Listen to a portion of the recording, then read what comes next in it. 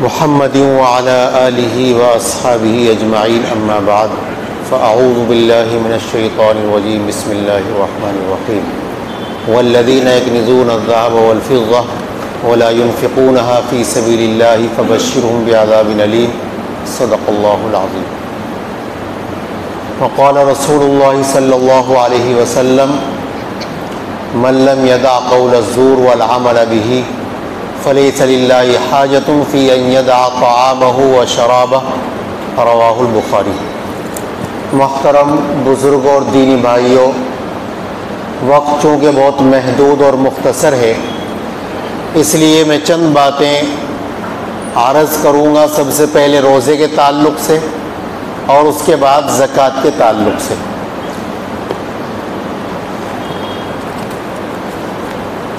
قرآن کریم کی آیات اور احادیث شریفہ سے یہ بات سامنے آتی ہے کہ اللہ کی جانب سے جو بندے کو مال ملا ہے وہ اللہ کا عطیہ ہے، اللہ کا دیا ہوا ہے. وَمِمَّا رَزَقْنَاهُمْ يُنْفِقُونَ وَأَنْفِقُوا مِمَّا رَزَقَهُمُ اللَّهُ. اس قسم کی آیتوں سے بات واضح ہے کہ ہم نے رزق دیا ہے.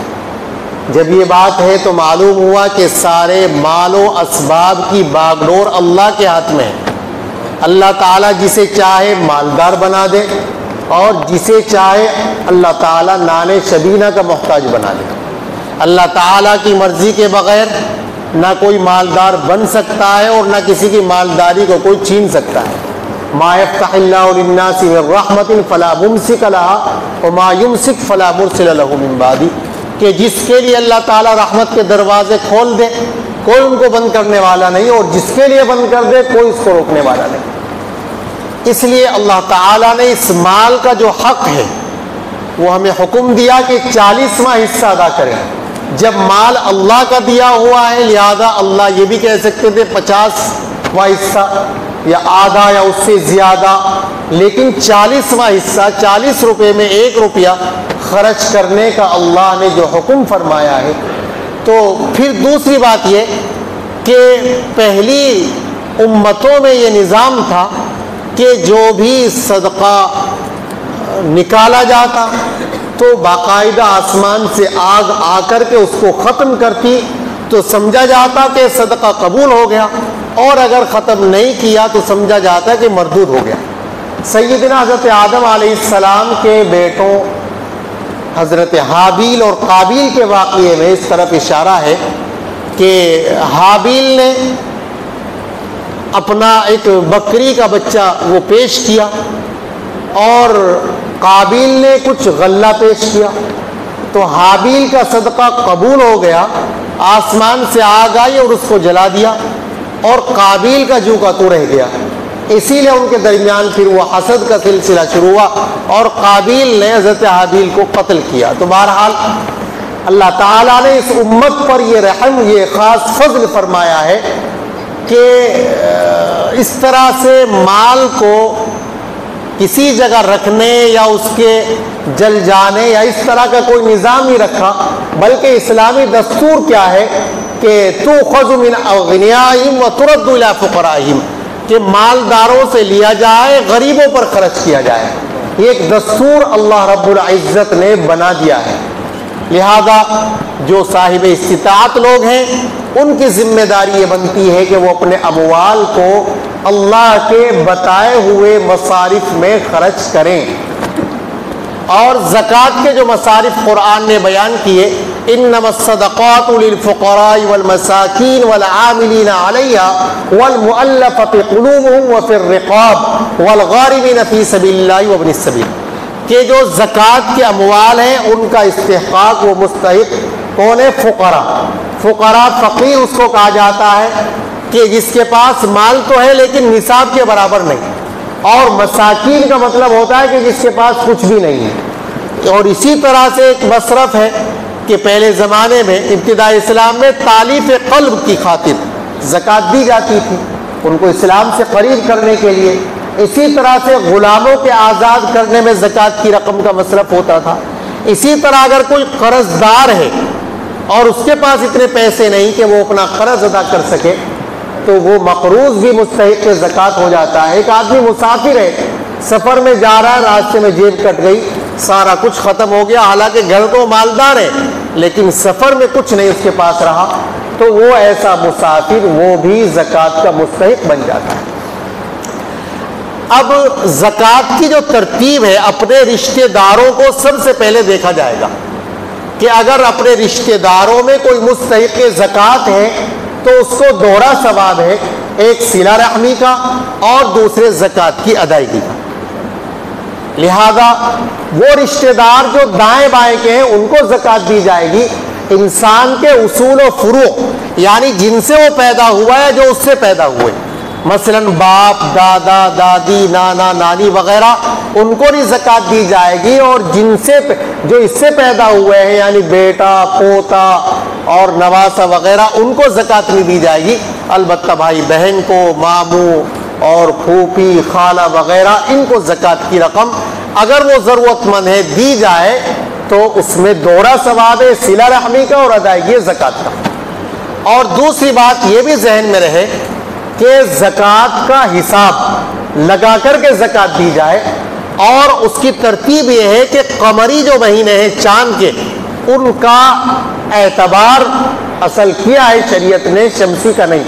لہذا رمضان شریف میں عام طور پر زکوٰۃ اس لیے دی جاتی ہے کہ اللہ تعالیٰ ایک کے 70 گنا عطا فرماتے ہیں، تو آپ رمضان کی ایک تاریخ متعین کر لیں، مثلا 15 رمضان یا 10 رمضان یا 20 رمضان، اور آئندہ سال پھر وہ رمضان تک جو آپ کے پاس مالیت ہے، وہ آپ کا سال 15 رمضان میں پورا ہو گیا تو آپ اس کی زکوٰۃ آپ نکالیں، یا ہے کہ محرم کا مہینہ متعین کر لیں، رمضان ہی کوئی ضروری نہیں۔ اور ایک بات یہ کہ زکوٰۃ کی رقم صرف اپنے پاس سے الگ کر دینے سے زکوٰۃ ادا نہیں ہو جاتی، بلکہ صاحب استطاعت مالداروں پر یہ ذمہ داری بھی عائد ہوتی ہے کہ وہ زکوٰۃ کی رقم مستحقین تک پہنچائیں۔ صرف یہ نہیں کہ اٹھا کے دے دیا کسی کو بھی، اس سے زکوٰۃ ادا نہیں ہوگی۔ اسی طرح سے رہا مسئلہ اس وقت جو پیشہ ور سائلین گھومتے ہیں، تو ان سائلین کا کوئی اعتبار نہیں، یہ تک بھی نہیں پتا کہ وہ مسلمان بھی ہیں کہ نہیں۔ سوشل میڈیا کا دور ہے، آپ کو معلوم ہے کہ کس طریقے سے تصاویر آ رہی ہیں کہ بالکل حلیہ ایک مدرسے کے سفیر کی طرح بنا لیا، اور اس سے پوچھا جب اس کو پکڑا گیا کہ عشاء کی نماز کتنے بجے ہوتی ہے، کہ 5:30 بجے، اور مغرب کتنے بجے ہوتی ہے، کہ 7:30 بجے، تو اس کو پتہ ہی نہیں جب نماز کا، تو اس لیے وہ عشاء کی نماز اور مغرب کی نماز کا وقت الٹپ بتا رہا ہے۔ اسی طریقے سے آئی ڈی دیکھی گئی تو نام بتا رہا ہے انور، اور آئی ڈی میں نام ہے اس کا شیعہ مصرا، شیعہ رام۔ تو اس طرح کی چیزیں ہیں، پتہ ہی نہیں چل رہا ہے کہ مسلمان ہے کہ غیر مسلم ہے۔ اس لیے اس کا طریقہ کیا ہے، آپ کچھ صدقہ نفلی نکال کر کے چھوٹے پیسے رکھ لیں، آنے جانے والوں کو 1 روپیہ 2 روپیہ صدقہ نافلہ کی نیت سے دیتے رہیں، کہ وہ اگر غیر پر بھی چلا جائے تو بھی کوئی حرج کی بات نہیں، لیکن زکوٰۃ کی رقم مصرف تک پہنچانا ضروری۔ دوسری بات، مدارس اسلامیہ کا جو نظام ہے، اگر وہاں پر دارالاقامہ ہے، ہاسٹل ہے، اور وہاں غریب بچے تعلیم حاصل کرتے ہیں، ان طلباء پر زکوٰۃ کی رقم خرچ کرنے میں بھی دوہرا ثواب ہے۔ ایک تو آپ کی زکوٰۃ علم کے پھیلانے کا ذریعہ بن رہی ہے، اور دوسرے زکوٰۃ آپ ادا کر رہے ہیں، اس لیے ایسے مدرسوں کو دینا، اس میں بھی دوہرا ثواب حاصل ہوتا ہے۔ اور اس کے علاوہ زکوٰۃ ادا کرتے وقت حساب لگانا، بعض لوگوں کا مزاج کیا ہوتا ہے کہ بھئی ایسے ہی 2 4 5 مدرسے والوں کو دیا، رسیدیں بنوا لی، کیا ہوا بھائی ہم نے تو دے دی زکوٰۃ ہم تو دے دی، ہم تو فارغ ہو گئے۔ تو اس طرح سے نہیں، بلکہ پورا حساب لگا کر کے، ایک ایک پائی کا حساب لگا کر کے زکوٰۃ کا ادا کرنا اسی طرح سے فرض ہے جیسا کہ نماز فرض ہے، جیسا کہ روزہ فرض ہے۔ قرآن کریم میں اللہ تعالیٰ نے جہاں نماز کا حکم دیا ہے، اسی کے ساتھ زکوٰۃ کا بھی حکم دیا ہے، اور یہ اسلام کے اہم ترین ارکان میں سے ایک اہم رکن ہے، اس لیے اس کا اہتمام کیا جائے، اور اس انداز سے دینا کہ کسی پر احسان جتلانے والا معاملہ نہ ہو، اور یہ کہ کوئی ریاکاری والا معاملہ نہ ہو۔ حدیث میں آتا ہے کہ قیامت کے دن 7 آدمی اللہ کے سائے میں ہوں گے، ان میں ایک وہ آدمی بھی ہوگا کہ جو زکوٰۃ صدقے کی رقم اس انداز سے دیتا کہ دائیں ہاتھ سے دیا بائیں کو خبر نہیں۔ کیا مطلب؟ یعنی خاموشی کے ساتھ بغیر کسی دکھلاوے اور ریاکاری کے وہ زکوٰۃ اور صدقے کی رقم دیتا ہے۔ تو بہرحال یہ چند ضروری باتیں میں نے عرض کی زکوٰۃ کے تعلق سے۔ آپ اہتمام کے ساتھ حساب لگا کر کے اور قمری سال کی تاریخ متعین کر کے زکوٰۃ نکالیں اور اپنی ایک ڈائری بنا کر کے رکھیں اور اس ڈائری میں آپ لکھتے جائیں تاکہ صحیح طریقے سے یہ فریضہ ادا ہو، اور جو مسائل پیش آئے تو اہل علم سے رجوع کریں، معلوم کریں اور اس کے بعد پھر یہ سلسلہ جاری رکھیں۔ اللہ تعالی ہمارے دینے کو قبول فرمائے۔ اور دوسری حدیث جو میں نے پڑھی، چونکہ 2 منٹ کا وقت بچا ہے، اور ایک حدیث کا ترجمہ سنا کر کے میں بات ختم کرتا ہوں۔ آپ علیہ السلام نے ارشاد فرمایا من لم یدع قول الزور والعمل به، کہ جو آدمی روزہ رکھ کر کے ناجائز کام نہ چھوڑے، گناہ کے کام نہ چھوڑے، جھوٹ بولنا نہ چھوڑے، برائی کرنا نہ چھوڑے، غیبت چغلی نہ چھوڑے، فرمایا کہ اللہ تعالیٰ کو اس کے بھوکا پیاسا رہنے کی کوئی ضرورت نہیں۔